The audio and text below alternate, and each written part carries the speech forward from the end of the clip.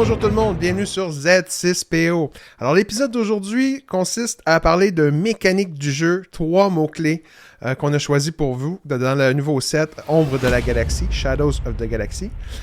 Donc on va parler de la mécanique de ces mots-là, de ces mots-clés, les stratégies qui viennent avec, ou la façon de les jouer. Et on va parler par la suite de cartes qui vont bien avec. Pour commencer l'épisode, je vais d'ailleurs accueillir un nouveau animateur. Vous connaissez déjà Vlad. Salut Vlad. Yo, salut! Salut. Et on a un nouvel animateur avec nous sur la chaîne Z6PO, JF. Salut les gars! Veux-tu te présenter rapidement, JF? Pourquoi tu venais vouloir te joindre à la chaîne Z6PO? Yes! Ben, dans le fond, moi, je suis un grand fan des cartes. Je jouais à Pokémon beaucoup avant. Puis quand Star Wars est sorti, étant ma série préférée, là, je suis ça depuis super longtemps, je me suis dit, wow, falsement, j'essaie ça. Fait que ouvert des petites cartes comme ça, commencer à jouer avec des amis, triper ben raide. En français, j'ai eu beaucoup de plaisir. Et j'ai embarqué dans la thématique. Moi, je suis un fan de board game, comme vous pouvez voir, de jeux de société à l'arrière. Et ce que j'adore de Star Wars, c'est vraiment le fait qu'il y a une stratégie très importante au type d'action que tu vas prendre, puis dans quel ordre. Puis ça donnait le sentiment de jouer plus qu'un jeu de cartes normal. C'est vraiment un board game, dans le fond, un jeu de société mixé avec le plaisir en plus des cartes à collectionner puis à échanger. Un peu, ça ramène la nostalgie quand on était jeune, tu allais échanger ton petit Charizard contre Pikachu dans le cours d'école. Fait qu'il y avait le même feeling qui venait avec Star Wars, sauf qu'avec des meilleurs moyens, vu que j'ai plus 8 ans.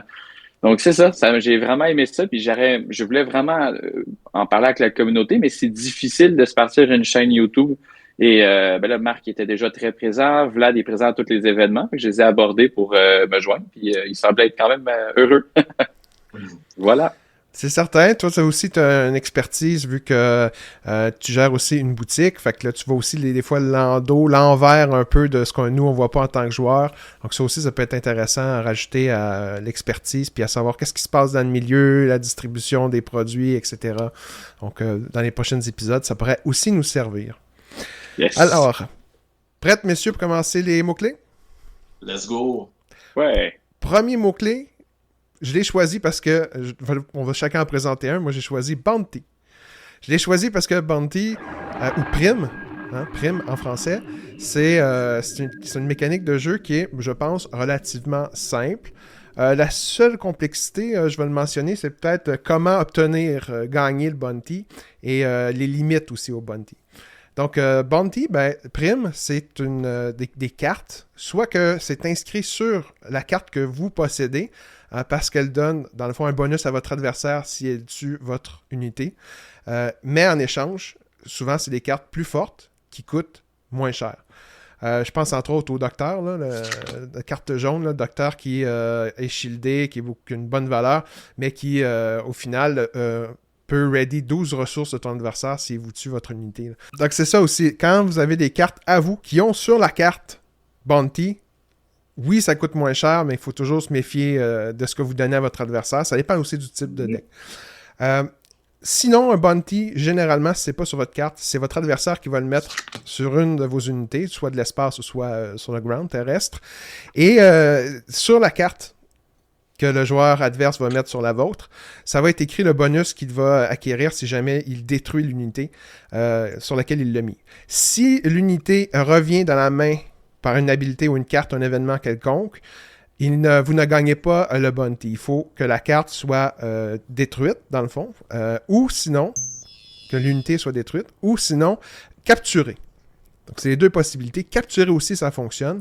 Donc, si vous capturez une unité que vous avez mis un bounty dessus, vous gagnez ce que le bounty est écrit sur la carte, là, vous donne soit piger 2 cartes, soit avoir un bouclier, etc. Par contre, si vous mettez un bounty, c'est souvent une question qui revient, sur une de vos propres cartes. Donc, vous mettez un bounty sur une de vos propres cartes dans l'espoir d'obtenir ce qui est écrit dessus. Ça ne fonctionne pas. Parce que c'est spécifié que les primes ou bounty, c'est votre adversaire qui les gagne. Donc ça, c'est aussi à se souvenir, ça ne fonctionne pas. Tu ne peux pas essayer de te suicider en essayant de gagner la prime qui va après avec. Là. Ça ne fonctionne pas, c'est votre adversaire qui gagne les bounty inscrits sur vos cartes à vous. Là. Que ce soit les cartes de bounty que vous donnez sur le jeu ou les cartes qui est écrit un bounty sur la carte elle-même. Donc, je pense que c'est pas mal ça pour la mécanique de Bounty. Je suis pas sûr que ça va être très joué, étant donné que si ça utilise des cartes, déjà qu'on en a peu dans nos mains, surtout rendu au mid-game, là, on a 2, 3, 4 cartes d'habitude dans nos mains. Si ça prend en plus un tour, placer la carte, on perd une carte de nos mains, on perd un tour pour la mettre en jeu. Votre adversaire a le temps de réagir. Après ça, il faut vous assurer de pouvoir tuer cette unité-là pour obtenir. Fait qu'il y a beaucoup de conditions et ça prend du temps, ça prend des ressources à jouer à taper aussi parce qu'elles coûtent de l'argent, ces bounties-là. Donc, du temps, des ressources et vous assurer de tuer votre adversaire. Donc, il y a beaucoup de choses qui viennent en compte qui vont ralentir un peu l'efficacité, je pense, des cartes bounty. Fait que oui, bounty est intéressant, mais pas toutes les bounties. Puis, dans certains types de decks spécifiques, je pense qu'ils vont être intéressants, sinon, là, pas tant. On va en reparler tantôt des cartes les plus intéressantes de Bounty, là, mais c'est ma vision. Je sais pas ce que vous pensez, vous, de Bounty, les gars. Là. Mais GF, tu joues, comment il s'appelle, Jabba the Hutt, non? Puis lui, c'est pratiquement juste des bandits, fait que...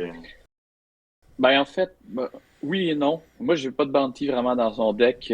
J'utilise l'habilité de Jabba pour mettre un bounty sur mon adversaire. Fait que j'ai pas, oui, tu te coûtes une action, mais tu perds pas de carte en main. Fait que dans le fond, il y a ce négatif-là que t'as pas. Puis son bounty est quand même assez efficace. La prochaine unité que tu mets en jeu va coûter une ressource de moins. Donc, c'est un bounty qui est quand même très puissant. Et il t'a pas demandé ni de ressources, ni de carte en main. Donc, il y a comme le positif des bounties sans voir son négatif, sauf le fait que ça te coûte une action. Mais si tu le times assez bien, ça peut être très, très efficace. Ouais. Puis si je ne me trompe pas, il y a même une carte qui coûte 3, que si tu as un bounty, elle coûte juste 2.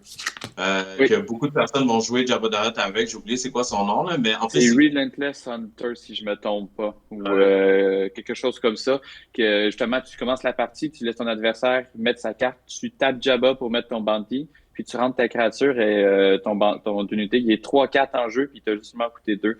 Ça, c'est un combo excessivement puissant, mais bon... Ben, on peut en parler des cartes qu'on a déjà commencé à le faire. Tu peux... c'est ça la carte que tu avais choisie par rapport à Bounty, c'est Jabba. Là. Fait que c'est un peu le concept de du Bounty. Exactement. Ben, ça nous amène aussi à l'autre keyword qu'on voulait parler, qui était capturer. Moi, je voulais présenter Jabba plus dans son optique que quand il vient en jeu, il permet de capturer. Donc, en général, la règle de capturer, lorsque tu joues une carte qui te permet de prendre, c'est pas prendre contrôle en fait, c'est tu la joues et tu vas prendre l'unité adverse, dépendamment de ce qui est écrit sur la carte. Par exemple, Jabba, c'est la carte de ton choix, mais certaines cartes vont dire une unité au sol peut capturer une autre unité au sol. Bien sûr, il va y avoir d'autres restrictions dépendamment de la carte que tu joues. C'est simplement que tu prends cette carte-là et tu la mets sous la tienne. Donc, la carte, elle pouvait être ready ou pas. Elle va devenir exhaust sous ta carte et elle ne pourra pas revenir dans le territoire adverse tant que ton unité à toi ne sera pas quitté le jeu. Une autre chose très intéressante, quand tu captures une unité, il perd tout ce qui était attaché à lui. Les shields, les experience tokens, quoi que ce soit. La seule chose, quand tu récupères la carte, elle revient en jeu déjà épuisée, exhaust, et elle n'a plus rien du tout. Donc, tu as tout perdu, comme j'expliquais, les expériences, les bounties, les shields. Donc là, la carte, elle est, oui, tu l'as récupérée, mais tu ne pourras pas la jouer avant ta prochaine phase de jeu. Donc, c'est quand même quelque chose de très intéressant. Il faut y faire attention par contre parce que quand les cartes sont capturées, elles sont aussi protégées d'une certaine façon. Tu ne peux pas juste tuer une carte qui a été capturée parce qu'en ce moment, elle est considérée comme en dehors du jeu et elle revient en jeu seulement lorsque tu tues l'unité qui la protégeait. Donc, capture, c'est une affaire qui est quand même très intéressante, un nouveau keyword qui va avoir beaucoup d'impact. Il y a quand même plusieurs cartes qui viennent faire ça dans le jeu. Et une de mes préférées, donc j'expliquais avec Jabba, quand il vient en jeu, capture une unité. Ce qui est très, très drôle, c'est que tu le fais tard dans la partie. Lorsqu'une unité l'autre joueur va mettre des très grosses créatures, et dès qu'il met sa grosse créature, il épuise toutes ses ressources, et toi, tu sors ton Jabba, tu lui voles sa créature. Donc, je sais pas, Val aime beaucoup Vader. Il vient de mettre Vader en jeu. Tu lui voles Vader. Là, il est comme, bon, j'ai plus Vader. Tu sors Dryden Voss, donc le légendaire jaune, et ça te permet de jouer gratuitement une unité qui a été capturée par une autre unité. Donc, tu pourrais rejouer Vader tout de suite. Donc, lui, il a dépensé toutes ses ressources. Tu lui as volé son Vader, tu as joué une créature légendaire, tu as joué Dryden, et tu joues en plus son Vader. Donc, c'est des choses qui sont comiques à faire. Il y a beaucoup de stratégies à travers la capture ou à quel moment tu veux l'utiliser. Donc, Mhm. pas mal plaisant. Moi, je pense pas Ouais. qu'en général, là, capture, ça va être de quoi qui va être beaucoup joué dans les grands tournois, dans le méta, étant donné que je trouve que il y a une faiblesse à capture, c'est l'unité elle-même qui l'a capturé. Là. Il y a un mot d'ailleurs là, Mhm. spécifique à l'unité qui capture, qui va apparaître à l'écran. Là. Mais cette unité-là qui devient ce mot-clé-là, qui a capturé dans le fond l'unité, ben si, avec le nombre de cartes bleues, par exemple, de contrôle, takedown, par exemple, qui peut rapidement tuer ton unité. Donc, non seulement il tue ton unité te revient en plus en jeu. C'est bon. Est-ce que c'est meilleur qu'un removal standard? Je pense pas. Mais je pense que c'est le fun. Moi, c'est comme ça que je le vois. C'est intéressant, c'est le fun, c'est lore accurate, vous me connaissez. Moi, c'est seulement ça que je vais parler sur cette chaîne. C'est le fait que c'est lore accurate. Je trouve ça vraiment intéressant. C'est le fun à jouer. Avec les méta actuels qui est très aggro, très je te hit dans la base puis je te laisse pas vraiment faire grand-chose, ça peut ralentir, mais aggro contre aggro, ça sert à rien de capturer, honnêtement. Mhm. Si je me trompe pas, la plupart des cartes capture ne sont pas bleues, ce qui te permet d'avoir un petit contrôle ne jouant pas bleu. Parce que c'est sûr que si on se dit, ah, ma mentalité, c'est simplement de jouer contrôle, tu vas pas y aller capturer, tu vas juste tuer son unité. Il n'y a aucun avantage à faire ça. Mm. Mais si tu veux jouer d'autres couleurs puis avoir quand même du contrôle, donc il y a jaune et vert maintenant qui ont capture, qui me viennent en tête. Hmm. Mais Non, t'as voilà. raison. Surtout pour je pense le vert, là, qui a pas à peu près pas de contrôle maintenant avec les captures. Là, il y a plusieurs cartes vertes qui permettent de le faire. T'avais-tu d'autres choses à rajouter sur capture? Non, non, ça fait pas mal le tour. C'est pas une mécanique qui est très, très compliquée, puis c'est agréable à jouer. Donc, on va sûrement en voir plus qu'on pense. La méta n'est pas encore très développée non plus, fait qu'on sait jamais ce qui peut nous arriver. Ou on va peut-être se rendre compte que finalement, c'était très nul et qu'on avait tous prédit d'avance. On verra, on verra, on verra. Troisième mot-clé, Vlad, c'est toi qui le présente. Donc, c'est smuggle, en bon français, contrebande. J'ai l'impression que j'ai une petite moustache avec un monocle. Donc, je joue en contrebande. Ouais, c'est contrebande. Donc, pour expliquer qu'est-ce que contrebande il fait, c'est si la carte est une ressource, vous pouvez la jouer en payant le coût de contrebande, la remplacer par la carte du dessus de votre deck. Hmm. Donc, en bon québécois, ce que ça fait, c'est il va avoir un chiffre qui est le coût et l'aspect sur la carte, juste après que ça soit écrit contrebande. On peut voir un exemple sur l'écran, mais moi, ce que j'ai comme exemple, c'est Cassian Andor. Ce qu'on peut voir, c'est que c'est écrit contrebande 5, l'aspect rouge et l'aspect blanc. Donc, pour la jouer, si tu l'as dans tes ressources, on l'a ressourcé au début de la partie, mais tu vas pouvoir la sortir, la jouer de tes ressources et payer 5 de ressources, incluant la carte Smuggle, qui est très important parce que moi, au début, dans les pre-release, ce que je faisais, si je voulais jouer Cassian Endor, ce que je faisais, c'est que je la jouais, puis là, je tapais 5 ressources. Fait que je la jouais à 6 ressources. Fait que ce qui est très important, Je faisais la même je erreur, savais Vlad. Je quand faisais il a la même commencé. erreur, c'est correct.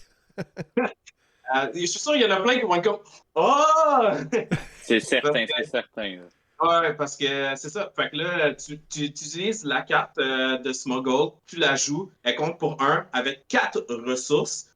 Tu vas prendre la première carte de ton deck, tu vas la mettre, tu vas la discarter dans un sens, puis la mettre dans tes ressources. Si t'es chanceux, c'est un autre Smuggle. Si t'es pas chanceux, ça peut être un Overwhelming Barrage, comme moi, ça m'arrive à chaque fois que je joue un Smuggle. J'ai le Overwhelming Barrage pour pouvoir gagner, mais non, il revient en ressources. Donc, c'est ça, Smuggle. Moi, j'aime bien parce que ce que ça fait, c'est qu'il y a beaucoup de joueurs que je joue contre. Malheureusement, je connais pas la statistique de ça. Ils me demandent souvent combien de cartes j'ai dans mes mains. Puis ça leur donne beaucoup d'informations. Peut-être que tu peux commenter là-dessus, qu'est-ce que ça donne comme information. Moi, j'ai aucune idée. Mais j'aime ça, le fait que mes cartes peuvent être en ressources. Fait que ça fait en sorte que t'as combien de cartes? J'en ai 3. OK, là, il fait plein de calculs. Mais moi, je suis comme, ben, j'ai des cartes en Smuggle que je peux sortir. Puis t'avais aucune espèce d'idée que j'avais une carte qui sortait en Smuggle. Hmm. Fait que Smuggle, je pense que c'est intéressant. Ça rend le jeu un peu plus interactif. Puis qu'est-ce qui est cool dans Smuggle aussi? c'est que des fois, tu vas avoir des cartes que ma mémoire me donne défaut présentement. Mais en tout cas, on va le voir à l'écran, là. Donc, c'est vraiment cool. C'est le fait qui que tu peux carrément le mettre dans ton deck qui a aucunement du jaune comme aspect. Puis, tu le sais, en Smuggle, il va sortir à les aspects que tu as besoin. Est-ce que c'est bon pour jouer compétitivement? Non. Mais c'est le fun, le fait qu'ils ont ajouté ça. Peut-être plus tard, ça va aller chercher quelque chose d'intéressant. C'est ça par rapport à Smuggle. Pour J'aime Smuggle, bien. moi je pense que Contrebande ou Smuggle va être vraiment joué. Là. Il y a des bonnes cartes, là, surtout des mécaniques qui permettent de sortir des cartes à la dernière minute que votre adversaire n'a pas calculé que vous auriez, comme tu l'as mentionné. Cette surprise-là, là, je pense que ça, c'est très efficace. Je me suis fait faire, moi, justement, avec Cassian Andor, qui arrive... tu penses avoir fini, il reste, surtout en late game, là, il reste 3 ressources à ta base, mais vu que tu claim, tu es quasiment sûr de gagner dès la première action de la prochaine phase. Puis finalement, lui, il avait plus de carte en main, mais il te sort un Cassian qui t'attaque à 3. Ou un Cassian qui t'attaque avec un Surprise Strike de plus 3 qui te fait 6, qui remporte la partie. Tu sais, c'est ces combos-là qui fait que ça te surprend. Tu pensais pas qu'il allait pouvoir, parce que dans le cas de Cassian, on va en reparler, là, mais il est actif aussi, il arrive on tap. C'est des combos comme ça qui peuvent être... Il y en a d'autres aussi, là, on va en parler plus tard. Mais je pense que oui, moi, c'est une mécanique de jeu qui est là pour rester et qui va être très utilisée. Je suis convaincu de ça. Ouais, on va reparler quand on va parler de cartes spécifiques pour chaque mot-clé de mécanique. Mais en tout, les trois keywords, j'aime bien. Ça ajoute, honnêtement, du deuxième set, ça ajoute une stratégie de plus. Ça rend le jeu beaucoup plus interactif, ça rend le jeu plus stratégique. Et à voir maintenant, là, on est en train de filmer ça aujourd'hui. On a vu des spoilers du prochain set déjà, puis il y a d'autres mots-clés. Fait que c'est vraiment cool. Moi, je trouve qu'à fur et à mesure les sets ils sortent, à fur et à mesure qu'il va y avoir d'autres mots-clés, donc, je trouve ça vraiment intéressant le fait qu'ils ont ajouté des mots-clés pour être honnête. Alors, dans le segment de cet épisode, on va parler maintenant des cartes qu'on a choisies. C'était pas nécessairement facile parce que le défi que j'avais lancé à mes co-animateurs, c'était de trouver une carte par mot-clé. Il y en avait plusieurs options, c'était difficile à faire un choix, des fois déchirant. Je suis content parce qu'on a pas mal choisi des cartes, tout le monde, différentes. Ce qui va permettre d'aller voir un petit peu plus l'éventail des possibilités. Pour moi, on va commencer avec les mots-clés en ordre, c'est-à-dire bounty, capture et contrebande. La carte que j'ai choisie pour bounty, c'est top target. J'ai hésité, mais je trouve que top target, c'est bon pour les decks bleus qui cherchent à étirer les parties, qui ont beaucoup de cartes de contrôle. Donc, c'est une carte à seulement un coup. Et ça vous permet de guérir, possibilité de guérir de 6 votre base. Si vous avez mis le bounty sur une unité unique, comme un Greedo, qui a seulement un point de vie, par exemple, dans le méta actuel de Boba jaune qu'on voit souvent, ben, tu mets un top target en milieu de partie, par exemple. S'il a réussi à vous faire quelques dommages depuis les 3-4 premiers tours, ben, c'est assez facile de presque tous les guérir. 6 dommages, je trouve c'est énorme pour un coup. Fait que ça te permet en plus pour seulement un coup de jouer avec les autres ressources qui te restent, avec un removal, que ce soit Power of the Dark Side, que ce soit à 3 de coups seulement, ou un takedown. Avec le 1 que tu viens de mettre juste avant, tu l'élimines par la suite. Tu viens de soigner ta base de 6 et de retirer la carte à ton adversaire. Moi, je la trouve dans mes préférés. Je joue pas bleu, mais c'est une carte qui me fait peur dans le contexte. Plus que le client, par exemple. On avait déjà parlé d'un épisode précédent, le client qui donne... il y a même un shield, je pense, il y a un bouclier, mais qui donne un bounty, mais c'est en attaquant, ou en tout cas c'est long, parce qu'il faut qu'il se déploie. La phase suivante, là, tu peux faire son affaire pour donner le bounty, puis après, il faut que tu t'assides. Tandis que top target, c'est beaucoup plus rapide, beaucoup plus efficace. Je suis 100% d'accord avec ça. Avant, j'étais un énorme fan de Client, mais comme tu as tout dit, là, ça prend tellement du temps d'envoyer une bounty à quelqu'un. Le temps que je l'envoie à quelqu'un, lui a eu le temps de tuer n'importe qui que j'allais attaquer avec. Fait que ça fait pas le dommage que je voulais. Pendant ce temps, ça arrive souvent que tu vas jouer puis il va te rester une ressource. Fait que ça coûte juste 1, tu donnes une bounty. C'est pas pour la phase. c'est pour toujours le bounty jusqu'à ce que tu tues l'ennemi. Le client, c'est seulement pour la phase, si je ne me trompe pas. Fait Exact, que, ouais. c'est ça. À donner un bounty pour un, j'ai remarqué la force vraiment, c'est bon. Les bounties à un, c'est une des bounties, je pense, qui sont les plus avantageux parce que ça coûte juste un. C'est un sorte il te reste une ressource, ton adversaire a pris l'initiative, vas-y. Tu comprends? Fait que je vois que du bien pour ça pour l'instant. Jeff? Oui, non, je suis bien d'accord. C'est une carte qui t'apporte beaucoup quand même, le bounty, le fait que tu peux pour une seule ressource. Par contre, je suis pas certain, contrairement à ce que Val a dit, que le jeu, quand il te reste une ressource, moi, je le jouerais plus au début de mes actions. La simple et unique raison, c'est que je veux, j'ai oublié le mot en français, mais trigger l'habilité le plus rapidement possible. Parce que si je l'avais juste pour un, lui, s'il a déjà pris l'initiative au prochain tour, ça se peut qu'il joue n'importe quoi qui enlève ou qui Mm. il pourrait ne pas, tu pourrais ne pas en profiter au maximum. Ouais. Mais bon, rendu là, ça se peut que ça soit aussi une prise de décision. Tu avais joué quelque chose de plus important avant, il t'en restait un. Je pense que c'est beaucoup les Mm. circonstances qui vont affecter le fait de quand tu mets. Ouais. Good. Maintenant, vos cartes, messieurs, pour Bounty. Mais moi, ce que j'ai pour Bounty, c'est une de mes cartes que j'ai mis en side deck. Pourquoi? Parce que je joue beaucoup de Dark Vader, beaucoup de Sentinelle, donc c'est pour bloquer mon adversaire. Ce que j'ai, c'est Bounty Hunter's Quarry. C'est la Fed Fire Spray. Mhm. Puis, qu'est-ce que ça fait? C'est que tu vas chercher, tu le mets à un adversaire, tu tues ton adversaire, tu gagnes le bounty. Tu vas aller chercher les top 5 cartes de ton deck ou les top 10 cartes si la carte que tu as tuée pour collecter le bounty est unique. Pour une carte qui coûte 3 ou moins, puis tu vas la jouer gratuit. Hmm. Ça, je pense que c'est un bounty tellement bon, ça coûte 1. Moi qui joue Dark Vader, qui joue vert, j'ai beaucoup de sentinelles qui me coûtent 3 ou moins. Si j'ai un colonel Yorlin ou un Admiral Piet, je peux aller chercher Emperor's Royal Guard. Puis j'ai une sentinelle déjà là. Si j'ai d'autres Cell Block Guard, l'autre qui ressemble, qui est une sentinelle noire, j'ai oublié son nom, c'est le nouveau set qui venait avec Moff Gideon, il me coûte 3. N'importe quoi qui me coûte 3 ou moins, je vais la jouer gratuit. Si j'ai tué quelque chose qui est unique, je vais faire pratiquement la même habileté et même meilleure que Dark Vader dans un sens. Juste l'habileté. Pas le fait qu'il ambush, pas le fait qu'il est une Mhm. 5-7. C'est juste l'habileté de Dark Vader. Je pense que celle-là est meilleure à comparatif parce que c'est pas seulement une carte 3 ou moins de villainy, c'est une 3 ou moins Ouais. de n'importe quel aspect. Tu comprends? Fait que, cette carte de bounty, je l'ai en side deck quand je joue contre quelqu'un qui est mid to late game parce que je sais que j'ai le temps d'aller jouer. Contre aggro, ça me sert à rien parce que j'ai jamais le temps de rien jouer. Fait que,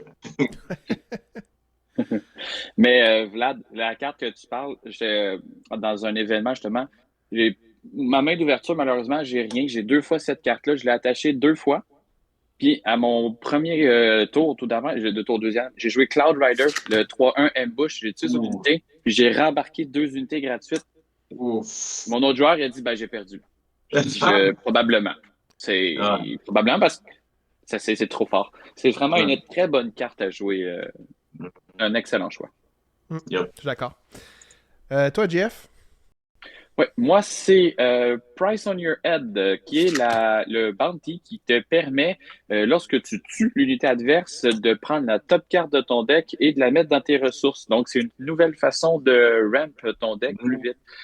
Dépendamment de quel type de deck que tu vas jouer, ça peut être super intéressant si tu as beaucoup de removal ou si tu as des ambush, de facilement ramp et d'aller chercher le léger avantage que tu peux avoir de besoin pour que ton deck soit plus efficace. Ça m'est arrivé aussi dans des scénarios où je pratique certains decks avec, que malheureusement, tu n'as rien dans ta main de départ. Tu mets ça sur l'adversaire et ensuite, le prochain tour, tu fais juste l'attaquer directement, tu y enlèves et tu passes de 3 ressources à 5 le tour d'après. Quand lui va jouer une 4, puis 5, c'est quand même un threshold super important dans Star Wars, donc ça peut te permettre, Ouais. dépendamment de qui tu joues, de tourner la partie au grand complet. Ouais, à cause de la courbe, là, c'est là que les grosses Mhm. cartes vont commencer à sortir. Là, la fameuse courbe là, qui détermine la valeur d'une carte en Mm. coût par rapport à sa capacité d'attaque et de défense. Mhm. Je pense que cette carte-là va aussi beaucoup aider les combos de vert héros qui n'avaient pas nécessairement accès facilement ou plus cher au Super Laser Tactician, qui était un peu diminué dans le ramp, comme on appelle, là, pour aller chercher des ressources rapidement. Alors que maintenant, vu que c'est une carte qui ne nécessite pas... qui c'est neutre, si je me souviens bien, cette carte-là est verte neutre. Donc, vous pouvez le mettre dans vos decks héros. Donc, ça va aider les héros à aller un petit peu plus vite au niveau, justement, d'acquisition des ressources. Je pense qu'on moi aussi, on va le voir plus dans les decks héros. Alpha n'a pas besoin de plus de ramp. C'est correct. Il y a assez de ramp comme il est présentement. Là. Surtout, il y a Spark of Hope qui est une carte de ramp aussi. Fait que c'est beau. Il y en a assez. Ben, ça aide parce que je trouvais que c'était un peu débalancé pour les héros dans le premier set. Je pense qu'il commence à avoir un équilibre qui se crée. Prochain mot-clé. On est allé avec Capture. Donc, vu que c'était GF qui avait commencé Capture, je te laisse présenter la carte. Oui, ben en fait, la carte, j'en ai un peu parlé tantôt. J'ai spoilé ma propre carte. Donc, c'est Jabba, le leader. C'était techniquement pas une carte en tant que telle que tu vas avoir 3 fois dans ton deck, mais c'est une carte qui profite de 2 keywords. Donc, on expliquait tantôt, capture. Donc, quand le fameux Jabba, il sort en jeu, il prend ce qu'il veut, ce qui est un avantage excessivement puissant. Donc, c'est pour ça, c'est mon préféré du set. Ça peut te permettre de changer la partie. Si disons, mettons que tu joues contre un joueur un peu moins expérimenté, il y a des chances que tu lui voles de quoi de très, très fort. Sur des joueurs plus expérimentés, ils vont techniquement l'avoir anticipé. Par contre, des fois, même s'ils l'ont anticipé, ils n'ont juste pas le choix. Je veux dire, ça se peut que tu les aies obligés, qu'il n'y ait plus de créatures en jeu. Puis ils sont obligés de mettre un Relentless en jeu en espérant que tu aies oublié de tourner ton Jabba. Et non, j'oublie pas. C'est bon, efficace. J'ai rien à ajouter là-dessus. La seule chose par rapport à la carte, pas par rapport à la capture, j'aurais aimé qu'il soit un 0-12. Ça serait plus cool. Je vois pas comment Jabba, il va faire quoi. Il va juste te slap. Et comment il attaque? T'as déjà vu Jabba attaquer quelqu'un? Le gars, il est juste là, puis il faut rien. Fait que, avec les deux, Hoth dans la galaxie, là, les Hoth dans la galaxie sont réputés pour être d'excellents guerriers, là. Je sais pas comment, mais dans l'univers Star Wars, c'est une race qui est combattante, là. C'est juste que les espèces de chefs de pègre, ben, ils sont plus mous que les autres. Mais dans les BD, par exemple, il y a des Hoth avec des abdos puis des gros bas musclés, là. Wow, non, faut montrer ça à l'écran. Je peux pas dire quelque chose d'aussi beau que ça. Oublie Darth Vader, moi je veux voir un Hoth avec des arbres. Je vais l'afficher à l'écran. En même temps, Vlad, tu dis que Jabba, il est juste un gros mot, mais si t'as sa grosse baffe et de 500 livres qui te frappe, je veux dire, ça mérite son 2 de dommage. I guess. L'illustre Jabba vous souhaite la bienvenue et sera heureux de vous donner une prime de 25 000. Yoto. 50 000, pas moins.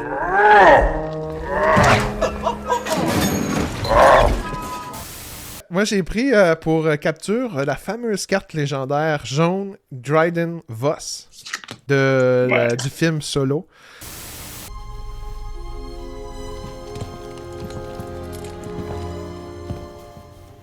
C'est possible? C'est risqué. Le coaxium brut, quand on le sort de son confinement, a tendance à se déstabiliser, alors ça paraît difficile. Sauf si... Sauf si... Aide-moi là. Sauf si vous trouvez un moyen de le raffiner très vite. Le chef de la PEG, le Dryden Voss, qui a une habilité par rapport à la capture. Elle ne capture pas elle-même une carte, mais étant donné que c'est une carte jaune, vous pouvez la jouer avec la carte à 3 de coups, un Relentless Pursuit, qui vous permet de capturer avec un Bounty Hunter une carte adverse.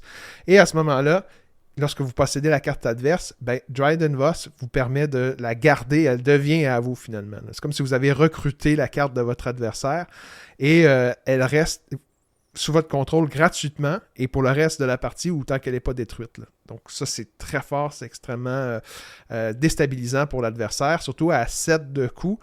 Elle sort relativement au début late game, là, presque au milieu de la partie. Là. Donc moi, je trouve que c'est une bonne carte, très efficace. Il y a des combos à faire avec ça. Est-ce que c'est une carte que tu peux jouer sans le windplay? Non. Comme est-ce que pour 5-7 shieldé, est-ce qu'elle vaut la peine? T'es en bas de la courbe, il aurait fallu qu'elle me bouche. Si t'as rien capturé, tu la gardes dans tes mains jusqu'à ce que tu captures quelque chose? Malheureusement.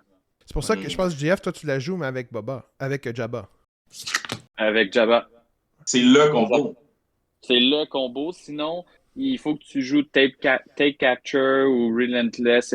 C'est beaucoup plus difficile à mettre en place si tu le combos pas avec Jabba. C'est la seule et unique raison pourquoi malheureusement je joue Voss. C'est dans ce deck-là précisément parce que le combo, il peut pas être arrêté d'une certaine façon. Quand Jabba sort, faut que tu tues immédiatement la créature qui gardait celle qu'il a capturée. Sinon, tu sais que Dryden Voss sort et te vole ton unité. Sinon, mettons, si tu joues Take Capture, ça te coûte 3. Dryden Voss te coûte 7 à paix, donc tu es déjà rendu à 10 ressources. Tu es très, très tard dans la partie. Vlad, ta carte pour capture?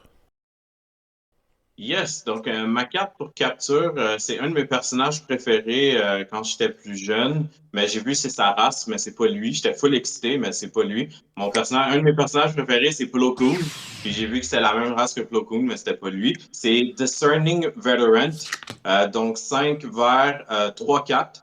Donc quand tu la joues, cette unité capture un ennemi non-unit ground. Moi, je pense que c'est bon, cette carte-là en capture. La raison pourquoi, parce qu'il n'y a pas de restriction sur quelle carte que tu captures, sauf le fait que c'est une ground unit. Il y a d'autres cartes qui existent, qui est comme non, il faut que ce soit le même coup que celui que tu captures, comme je pense celui qui a 4 lignes dessus. Là. Relentless Pursuit, je pense qu'il faut que ça soit égal ou moins. Mais il y a d'autres cartes qui ont comme des sortes de restrictions ou habilités restrictives. Elle, je pense qu'il y en a moins. Celle-là, à 5 de coups, tu sors ça, tu t'es captive quelque chose, t'espères qu'elle survit, puis après ça, comment ça s'appelle? À 7 ressources, tu peux sortir ton Jabba. Il y a quelque chose d'autre qui capture. Là, tu as 2 cartes. Puis là, tu peux sortir ton Voss. Là, tu as 2 choix. Fait que je pense que c'est cool le fait que tu peux capturer tellement de cartes, puis là, juste être comme, OK, je t'ai complètement enlevé ta main, puis je vais jouer avec ma nourriture et décider lequel que je t'envoie dans ta face. Je pense que c'est bon. Pour 5, une 3-4, j'aurais voulu qu'elle soit shieldée, par exemple. Puis là, je l'aurais fait un uncommon ou un rare. Tu comprends? Mais le fait qu'elle ait une common, je peux comprendre, mais 5, ça me fait mal en coup pour une 3-4. Mets un petit shield là-dessus, là, puis mets une rare, puis c'est une bonne carte. Si tu mets un shield dessus, c'est pas juste une bonne carte, c'est une des meilleures cartes du jeu. Ouais, Ben, c'est juste une 3-4. C'est juste une 3-4. C'est une rare. Il y a 2 attaques pour la tuer, il faut que tu y enlèves son shield, ça aurait été très, très, très, très, très fort. Mais pour ça, moi, je pense que c'est une carte moyenne. Moi, quand je l'ai joué, même en format sealed, là, dans les événements d'avant-première, rapidement, le monde me la tuait, libérait leur personnage. Moi, j'avais plus de cartes, lui, il en avait 2. Par exemple, il y a beaucoup de cartes d'embuscade, là, comme la moto Vespa, entre autres, là, qui est 4 d'embuscade verte qui peut le tuer d'un coup. T'as aussi beaucoup de cartes de contrôle, là, même dans le rouge, là, Open Fire qui fait 4, là, tu peux détruire un tir. Fait que, tu sais, Open Fire, ça coûte quoi? 3 de coups, je pense? Ou... Celle-là, elle coûte 5 de coups. Fait que ta carte, elle se fait démolir. Tu libères ta carte qui t'avait capturé, puis il est encore en possibilité, avec 2 ressources, de jouer une autre unité pour le même coup. Il manque. Moi, j'aurais peut-être mis un. Pour une 5, il est vraiment en bas de la courbe. 4, il y a trop de cartes qui peuvent te tuer à un seul coup, que ce soit en embuscade. Même Forlum en embuscade te tue. Et il reste en vie parce que tu te défends seulement de 3. 5 de coups, je la trouve trop forte. Puis elle devient rapidement une cible, puis elle n'est pas assez endurante pour être une cible. À la limite, tu joues ça quand tu as une sentinelle, par exemple. Ouais. Mais écoute, c'est une bonne carte capture. Tu comprends? On parle du keyword, on parle pas mais on parle aussi de la force de la carte. Moi, je pense que pour des nouveaux joueurs, c'est une bonne carte pour comprendre qu'est-ce que tu fais quand tu captures une carte. Est-ce qu'elle est bonne à jouer compétitivement? Non. Mais pour expliquer vraiment la base de qu'est-ce que c'est capture, je pense que c'est une bonne carte à comprendre. Oui. C'est la plus simple. Ouais. On a fini capture. Fait que dernier combo, dernier mot-clé mécanique. Vlad, c'est le tien, contrebande? Yes, sir. Je vais commencer, puis c'est Cassian Andor que j'ai choisi comme carte. Honnêtement, pour moi, je trouve que c'est la meilleure carte contrebande. 3 pour une 3-5. Quand tu la smuggle, elle vient ready. Comme un peu Marc-André l'a mentionné un peu au début de game, je pense que je t'ai battu avec cette carte-là. Ouais. Puis je pense que c'est exactement ça, c'est que je pense que tu as calculé le nombre de cartes dans mes mains, puis tu t'es dit, OK, c'est beau, j'ai gagné. J'ai sorti lui, ready, puis après ça, j'ai utilisé quelque chose d'autre, puis je t'ai battu, là. Mais le fait que tu peux le smuggle, puis le ready, il y a 5 de bouclier, c'est quand même bon, fait que ça va te prendre un petit peu plus de tours pour le tuer, 3 d'un coup. Pour une carte Smuggle, selon moi, c'est la meilleure carte. Elle coûte seulement 3 de base. 5 si tu veux la ready. C'est quoi qui coûte le même prix? Je pense qu'il y a 6, c'est le fait Fire Spray qui rentre ready. Ah non, il Ouais, y a ça fait le penser au Millennium faucon. Ouais, ça Falcon. fait penser au faucon héros en plus. Là. Ouais, c'est Imagine, ça. tu joues héros jaune là, avec celle-là puis le faucon. À chaque tour, tu as une méchant. carte qui arrive en fin de phase, ready. Ouais, tu fais des attaques là-dessus. Fait que moi, je pense que quand ça vient de Smuggle, ça, c'est une belle petite carte qui donne beaucoup d'avantages. C'est pas la meilleure carte. Je pense Uncommon, c'est fair.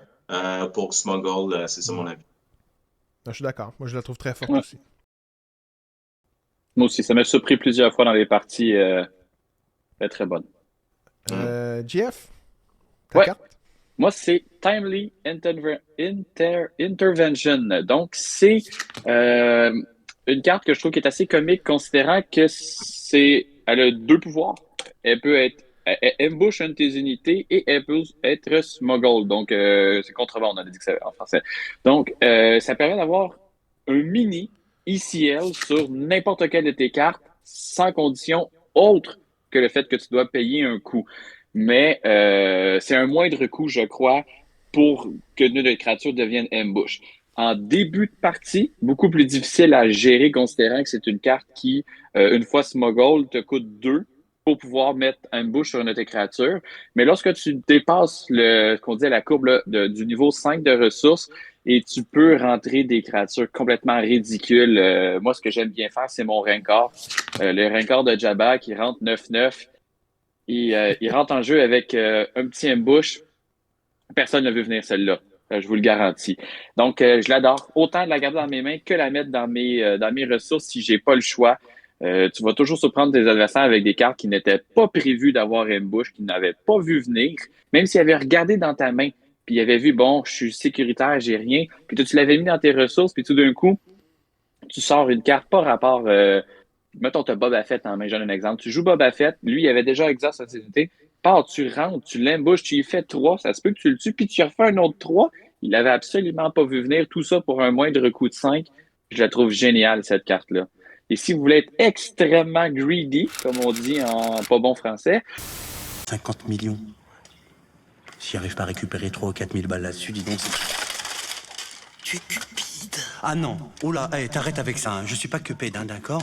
J'aime également les femmes, tu le sais. Non, cupide. Cupide.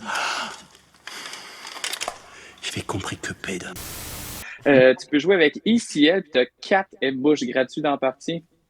Dégueulasse. C'est dégueulasse. Moi aussi, je la trouve. Quand je l'ai vu, on en a parlé dans un épisode avec Vlad avant aussi. Là, c'est dans nos meilleures cartes, justement, là, on avait choisi 10 meilleures cartes du nouveau set. On avait choisi parce qu'en l'analysant, on s'est rendu compte que c'était comme un ACL, la fameuse base verte qui permet de faire embuscade, mais embuscade à coût des cartes de 6 et moins. Elle, aucune limite, comme tu disais avec le Rancor, ce qui la rend, à mon avis, meilleure. D'autant plus que tu peux la mettre en ressources dès le début, puis l'utiliser au bon moment. Là.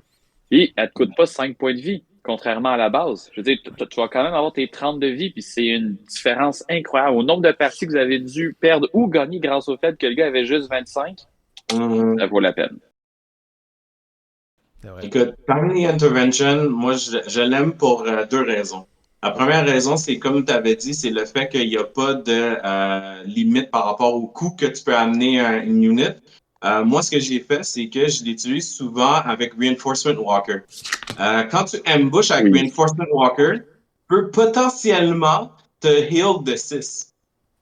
Moi, en late game, parce que je joue Palpatine, ça m'arrive souvent que les decks aggro vont me faire plein de dégâts au début. Si je réussis à le ralentir, je suis rendu à comme 20 points de vie. Mais là, si je réussis à avoir Timely Intervention puis mon Reinforcement Walker, je vais discard 2-4 pour me heal de 6. Là, maintenant, je commence à avoir une main par-dessus. Puis en plus, j'ai ambush avec avec le Reinforcement Walker qui fait 6 de dégâts. Pour les gens qui comprennent pas pourquoi tu peux potentiellement te heal de 6, parce que quand tu ambush, tu fais le Windblade de base et tu fais le on attack.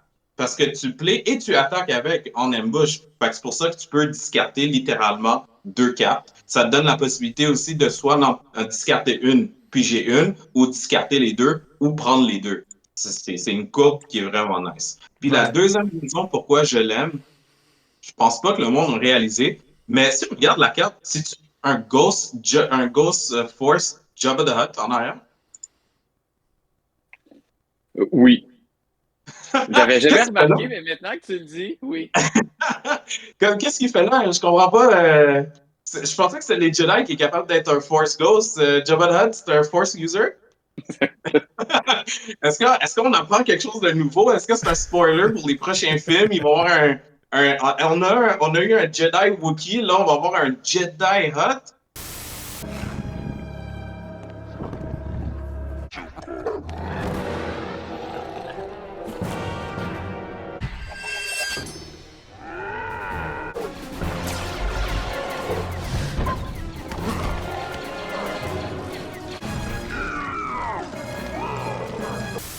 Puis dis-toi qu'il il va avoir un hot rip avec des abdos à C'est côté. ça, avec moi, c'est bon, mais je pense que ça va être ça, comment on appelle ça, l'image qu'on monte sur YouTube, là, ça va être un hut avec un sable laser full packed.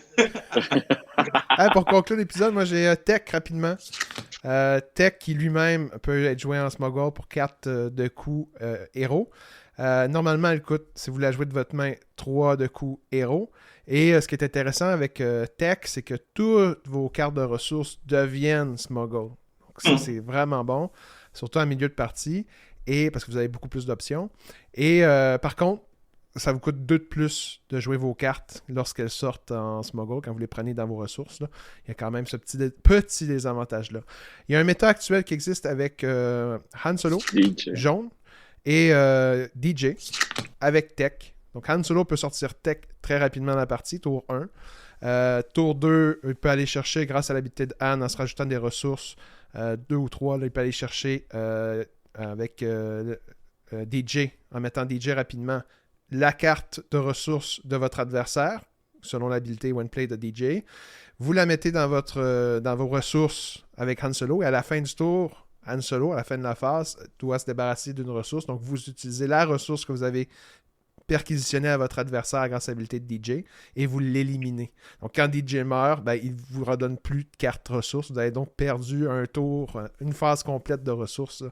Donc, ça peut faire très mal à certains decks là, qui en ont besoin. C'est excessivement désagréable à se faire faire. Ah, quelqu'un te l'a fait faire? Quelqu'un te l'a fait, je veux dire. Il a joué à son 5, fait que lui, il est monté à 6 de ressources. Moi, je suis tombé à 4. Puis ensuite, à la fin du tour, il a discarté ça. Puis lui, il a fini par monter à 7 quand j'étais à 5. Il était inarrêtable.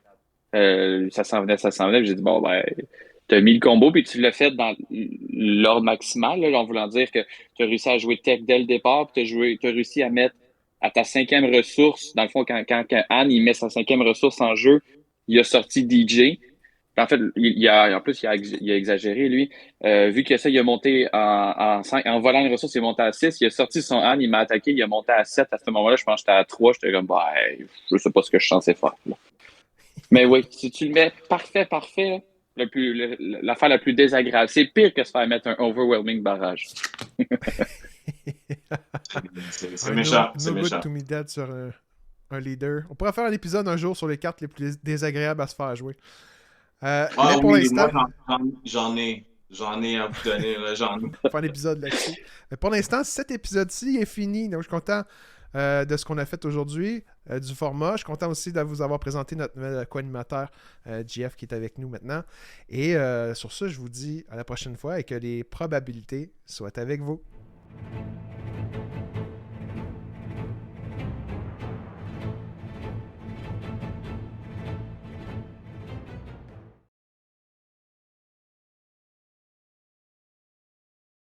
Il va falloir que je fasse peut-être un petit peu de montage là-dessus, couper ou...